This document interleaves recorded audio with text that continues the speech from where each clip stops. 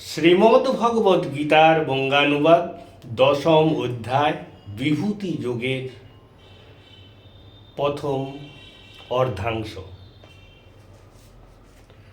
শ্লোক 1।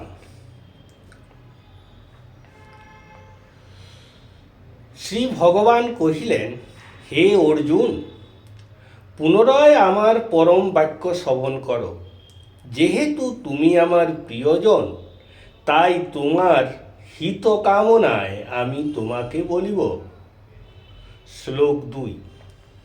দেবতাগণ আমার প্রভাব জানেন না, মহর্ষিগণও জানেন না, যেহেতু আমি দেবতাগণের ও মহর্ষিগণেরও আদি পুরুষ। শ্লোক 3। যিনি আমাকে জন্মরহিত, অনাদি, লোক মহেশ্বর বলিয়া জানেন, তিনি মর্তধামে মোহবর্জিত হইয়া সর্বপাপ হইতে মুক্ত হন। শ্লোক 4 ও 5। বুদ্ধি, জ্ঞান, ব্যাকুলতা, ক্ষমা, সত্যভাষণ, বাহ্যেন্দ্রিয়গণের নিগ্রহ,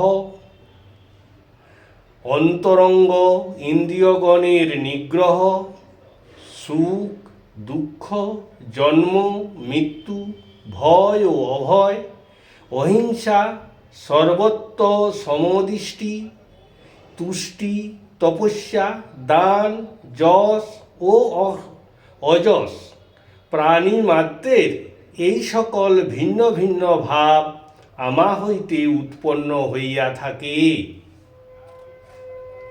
শ্লোক 6। সপ্ত মহর্ষিগণ, তাহাদেরও পূর্ববর্তী সনকাদি 4 জন এবং স্বয়ম্ভুবাদী 14 মনুগণ, ইহারা সকলেই আমার প্রভাব ও আমার মন হইতে উৎপন্ন।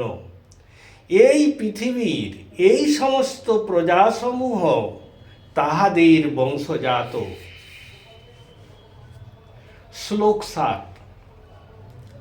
যিনি আমার এই বিভূতি ও ভক্তিযোগ তত্ত্ব জ্ঞাত আছেন, তিনি নিশ্চল যোগের দ্বারায় মুক্ত হন, এ বিষয়ে কোনো সন্দেহ নেই। শ্লোক 8। আমি সকল কিছুর প্রভাব, আমা হইতে সমস্ত কিছু প্রবর্তিত হয়, এই রহস্য উপলব্ধি করিয়া জ্ঞানী ব্যক্তিগণ ভাব সমন্বিত হইয়া আমাকে ভজন করে। শ্লোক 9।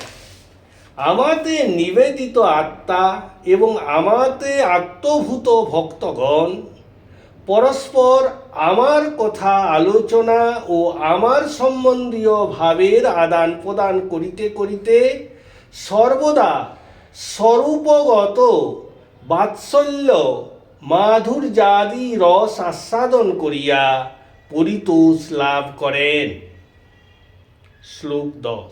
হে অর্জুন, যাহারা আমাতে সর্বদা যুক্ত হইয়া প্রীতিপূর্বক ভজন করেন, আমি তাহাদিগকে সেই বুদ্ধিযোগ দান করি, যে বুদ্ধিযোগের দ্বারায় তাহারা আমাকে নিকটে পেতে পারেন। শ্লোক 11। তাহাদেরই অনুকম্পার জন্য আমি আত্মভাবে উজ্জ্বল জ্ঞানদীপের দ্বারায় তাদের অজ্ঞানতার অন্ধকার নাশ করি। শ্লোক 12-13। অর্জুন বলিলেন, আপনি পরম পবিত্র, পরম ধামে স্থিত পরম ব্রহ্ম। সকল ঋষিগণ, দেবার্ষি নারদ, অসিত, দেবল তথা ব্যাস আপনাকে জন্মরহিত, বিভূম, দিব্যম, আদিদেব তথা শাশ্বত পুরুষ বলিয়া থাকেন, এ কথা আপনি নিজেই বলিতেছেন। শ্লোক 14। হে কেশব, আমাকে যা বলিতেছেন এ সমস্ত যথার্থ বলিয়া মানি। ইহা নিশ্চয় যে দেবগণ কিংবা দানবগণ কেহই আপনার পরিচয় জানেন না। শ্লোক 15। হে পুরুষোত্তম, হে জগৎপিতা, হে ভূতেশ, হে দেবের দেব, হে জগৎপতে, আপনি নিজেই নিজের দ্বারা নিজেকে জানিয়েছেন। শ্লোক 16। আপনি যে যে বিভূতি দ্বারায় এই লোকসমূহ ব্যাপিয়া রহিয়াছেন, সেই দিব্য আত্মবিভূতি সমূহ সবিশেষভাবেই একমাত্র আপনি বলিতে সমর্থ হবেন। শ্লোক 17। যে যোগী সর্বদা কিরূপে সর্বপ্রকারে চিন্তা করিয়া আমি আপনাকে জানিতে পারিব, হে ভগবান, কোন কোন ভাবের মধ্যে আপনি আমা কর্তৃক চিন্তনীয় হইবেন। শ্লোক 18। হে জনার্দন, আপনার যোগ বিভূতি পুনরায় বিস্তারিতভাবে বলুন, যেহেতু আপনার অমৃতময় বাক্য শ্রবণ করিয়া আমার তৃপ্তি হইতেছে না। শ্লোক 19। শ্রী ভগবান বলিলেন, ওহে কুরুশ্রেষ্ঠ, দিব্য আত্মবিভূতি সমূহের মূল মূল তথ্য তোমাকে বলিব, যেহেতু আমার বিস্তারিত বিভূতির শেষ নেই। শ্লোক 20। হে অর্জুন, আমি সমস্ত জীবের অন্তঃকরণে অবস্থিত পরমাত্মা, আমি প্রাণীগণের আদি মধ্য ও অন্ত। শ্লোক 21।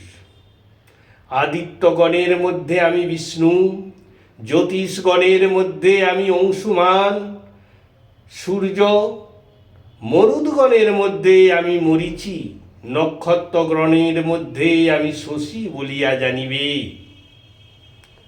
শ্লোক 22।